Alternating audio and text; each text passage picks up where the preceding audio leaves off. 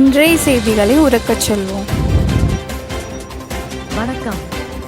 செய்திகளை உரக்கச் சொல்வோம். தேவேந்திரகுல வேளாளர் சமூகத்தை ஏசி பட்டியலில் இருந்து வெளியேற்றவும், ஜாதிவாரி கணக்கெடுப்பு நடத்தி அனைத்து தமிழ் சமூகங்களுக்கும் உரிய இட ஒதுக்கீடு வழங்க கோரி தமிழர் அதிகாரம் கட்சியினர் ஆர்ப்பாட்டம்.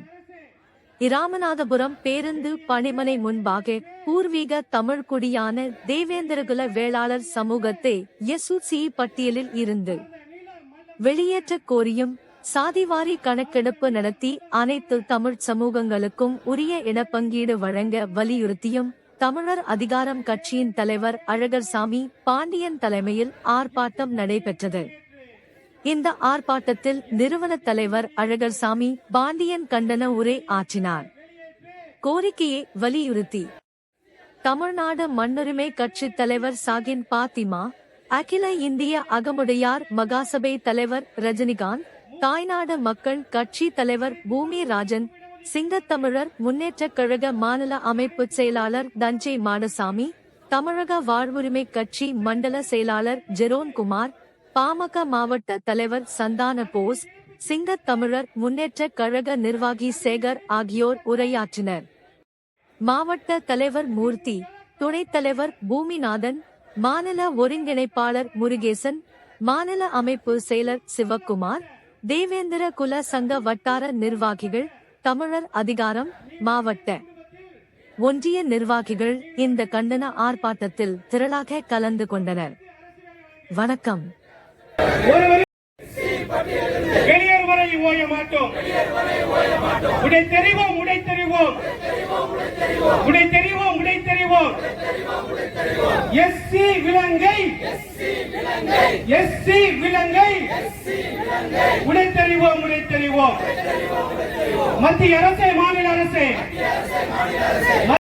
தேவேந்திரகுல வேளாளர்களை, தேவேந்திரகுல வேளாளர்களை எஸ்சி பட்டியலிருந்து வெளியேற்று, எஸ்சி பட்டியலிருந்து வெளியேற்று.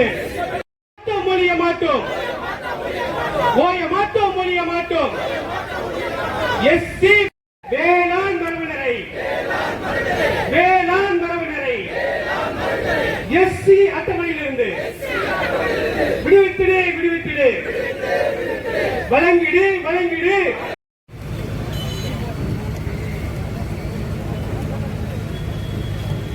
சொந்தங்களாகிய அனைத்து தமிழ்குடி மக்களுக்கும் என்னுடைய வணக்கங்களையும் வாழ்த்துக்களையும் தெரிவித்துக் கொள்கிறேன். மற்றும் இடஒதுக்கீடு வேண்டும் என்று சொல்கிறது.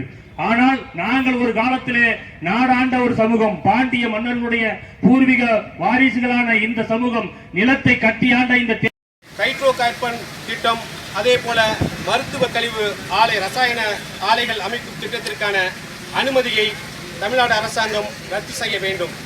சிங்கள கடற்படையால் சுட்டுக் கொல்லப்பட்ட தமிழக மீனவர் குடும்பத்தில் ஒருவருக்கு அரசு வேலையும் அந்த குடும்பத்தினருக்கு இழப்பீடு வழங்குவதற்கு மத்திய மாநில அரசுகள் நடவடிக்கை எடுக்க வேண்டும் என்பதை வலியுறுத்தி இன்றைய தினம் இந்த ஆர்ப்பாட்டத்தை நாங்கள் முன்னெடுத்திருக்கின்றோம்.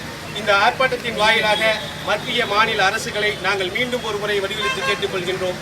இந்தியாவில், குறிப்பாக தமிழ்நாட்டில் வேளாண்மையை குலத்தொழிலாக கொண்டிருக்கின்ற வேளாண் சமூகம் யாரும் எஸ்சி பட்டியலில் சேர்க்கப்படவில்லை.